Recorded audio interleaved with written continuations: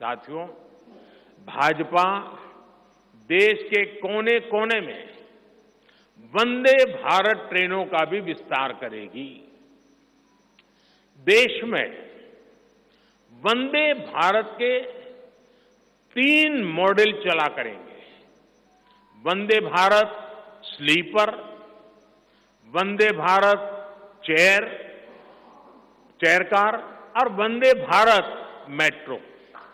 इस 3 प्रकार से हम इसको करेंगे। उसी प्रकार से एक बहुत महत्वपूर्ण कदम हम उठाने जा रहे हैं आधुनिक भारत की और विकसित भारत की दिशा में जाने के लिए। आज अहमदाबाद मुंबई बुलेट ट्रेन का काम जोरों से चल रहा है और करीब करीब पूर्णता पर पहुंच रहे हैं।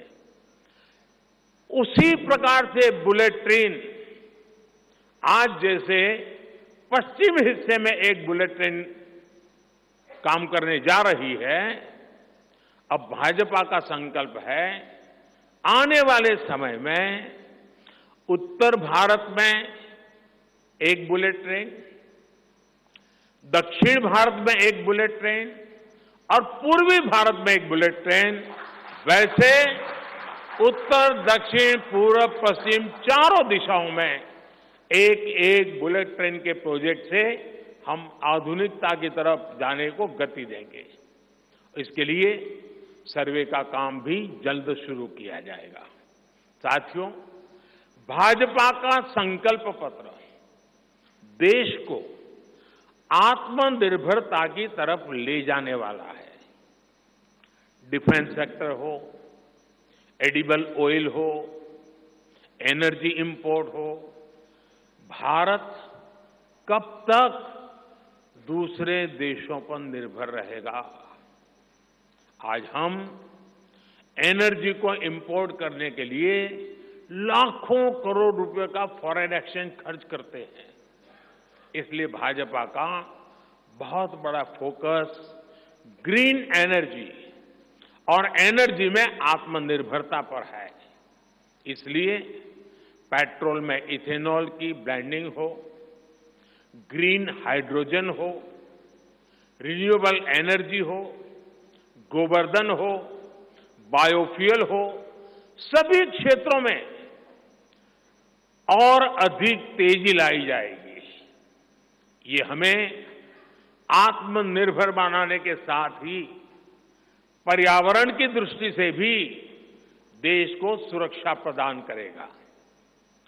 इससे देश में बड़ी संख्या में ग्रीन जॉब्स पैदा होंगे, हरित रोजगार बहुत विस्तार होने वाला है। आज हम देख रहे हैं कि देश में इलेक्ट्रिक व्हीकल का मार्केट कितनी तेजी से बढ़ रहा है। 10 साल पहले एक साल में सिर्फ 2000 इलेक्ट्रिक व्हीकल बिके थे। एक साल में 2000, जबकि पिछले ही साल 17 लाख से ज्यादा इलेक्ट्रिक व्हीकल बिके हैं। पूरे देश में चार्जिंग स्टेशंस हो और जरूरी इंफ्रास्ट्रक्चर बनाए जा रहे हैं और ई व्हीकल का इतना बढ़ाव होने वाला है, तो मैंने घर में भी जैसे पीएम सूर्य घर से जोड़ करके घर में भी चार्जिंग स्टेशन और मुफ्त में ट्रैवलिंग, उस दिशा में भी हम बढ़ रहे हैं। इससे उभरते हुए सेक्टर से भी देश में रोजगार की अनेक नई संभावनाएं बनने जा रही है। साथियों, भाजपा का संकल्प भारत को दुनिया के हर उभरते हुए सेक्टर्स का ग्लोबल हब बनाने का है।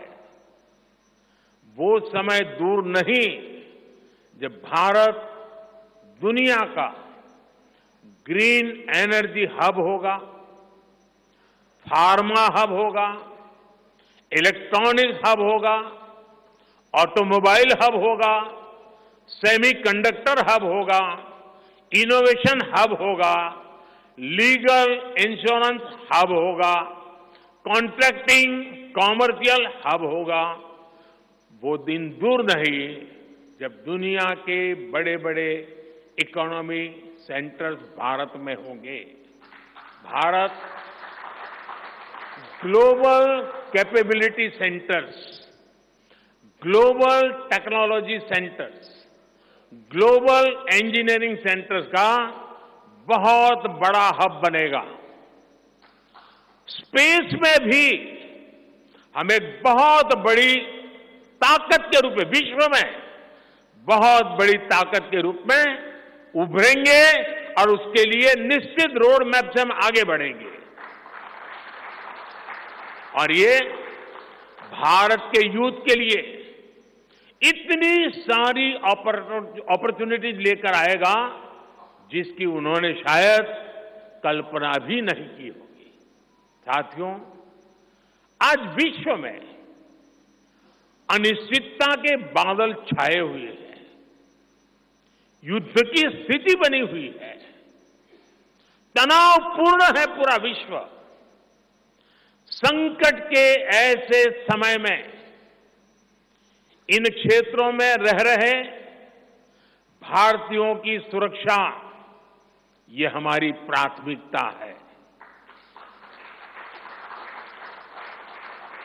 और जब दुनिया में इतना प्रकार के भांति भांति प्रकार के तनाव चलते हो, तूफान चलते हो, तब ऐसे समय में भारत में एक मजबूत, पूर्ण बहुमत वाली स्थिर सरकार की आवश्यकता अनेक गुना बढ़ जाती है। ऐसी सरकार जो देश को आर्थिक रूप से भी समृद्ध बनाए, ऐसी सरकार जो देश को विकसित भारत की तरफ तेज गति से ले जाए, और भाजपा इसके लिए संकल्पबद्ध है। आज आपने देखा है कि भाजपा का ये संकल्प पत्र, भाजपा का ये मैनिफेस्टो ऐसी ही एक सरकार की गारंटी देता है। भारत विश्व बंधु के तौर पर मानवता के कल्याण के लिए निरंतर प्रयासरत रहेगा। साथियों, भारतीय जनता पार्टी देश हित में बड़े और कड़े निर्णय लेने से कभी पीछे नहीं हटती। हमारे लिए दल से बड़ा देश है। नारी शक्ति वंदन अधिनियम अब कानून बन चुका है।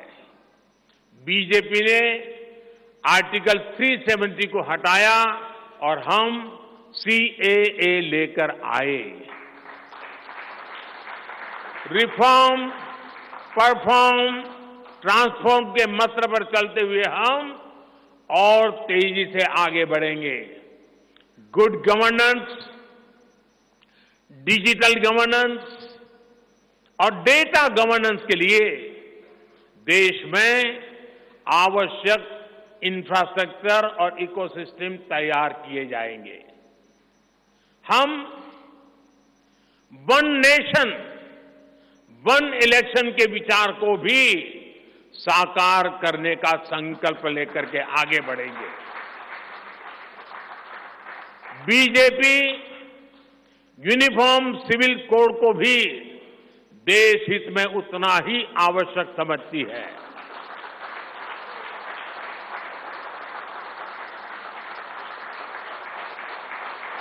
आपने देखा है कि पिछले 10 साल में भ्रष्टाचार पर भाजपा सरकार ने कितनी बड़ी कड़ी कार्रवाई की है।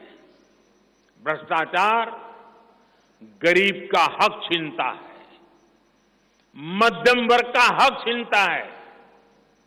राष्ट्रीय स्तर पर होने वाले हजारों करोड़ के घोटाले अब बंद हुए हैं।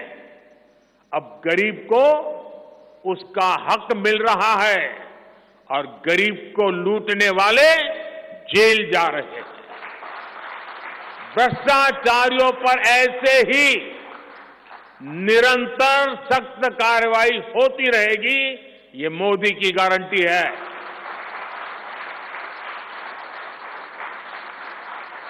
साथियों, मैंने लाल किले से कहा था कि यही समय है, सही समय है। आने वाले 1000 वर्षों के लिए भारत के भविष्य को तय करने वाला ये उत्तम से उत्तम अवसर है, उत्तम से उत्तम समय है। भाजपा के संकल्प पत्र पर 4 जून के नतीजे के बाद तुरंत तेजी से काम शुरू हो जाएगा।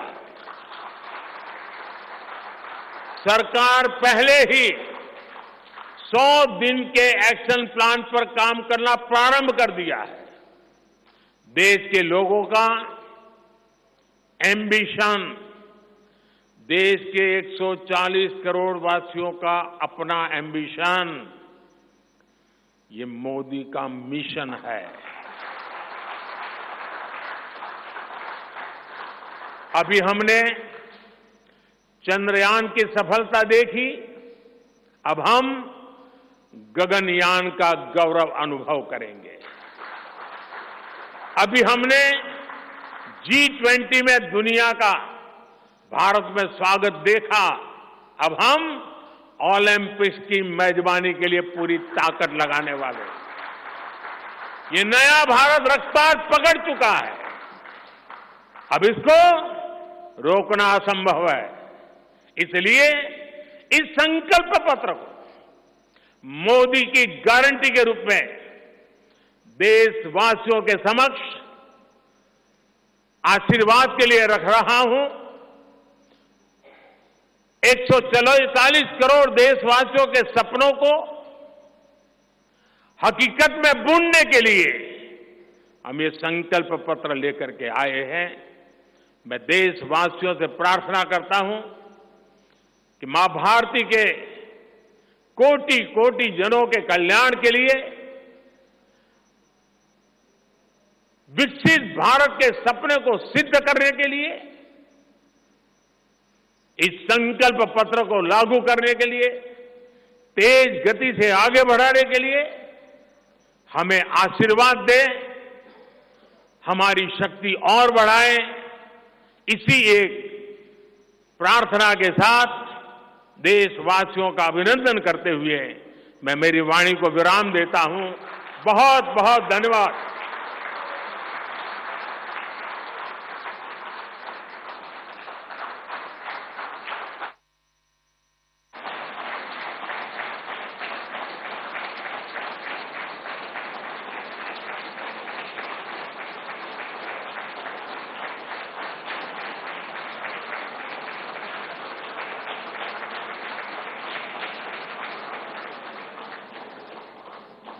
आदरणीय प्रधानमंत्री, सभी मान्यवर, आप सबका धन्यवाद। कार्यक्रम यहीं समाप्त होता है।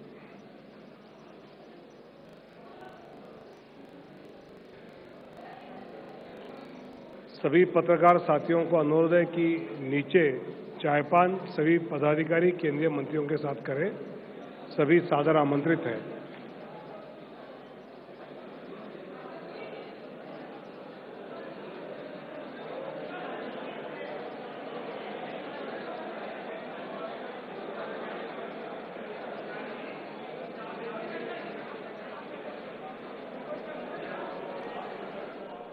ಇನ್ನು 2024ರ ಲೋಕಸಭಾ ಚುನಾವಣೆಗೆ ಬಿಜೆಪಿ ಇವತ್ತು ತನ್ನ ಪ್ರಣಾಳಿಕೆಯನ್ನ ರಿಲೀಸ್ ಮಾಡಿರುವಂತದ್ದು ಭಾರತ ರತ್ನ ಡಾಕ್ಟರ್ BR ಅಂಬೇಡ್ಕರ್ ಅವರ ಜನ್ಮದಿನದಂದೇ ಸಂಕಲ್ಪ ಪತ್ರದ ಹೆಸರಿನಲ್ಲಿ ಬಿಜೆಪಿ ತನ್ನ ಭರವಸೆಯನ್ನ ಜನರ ಮುಂದಿಟ್ಟಿದೆ.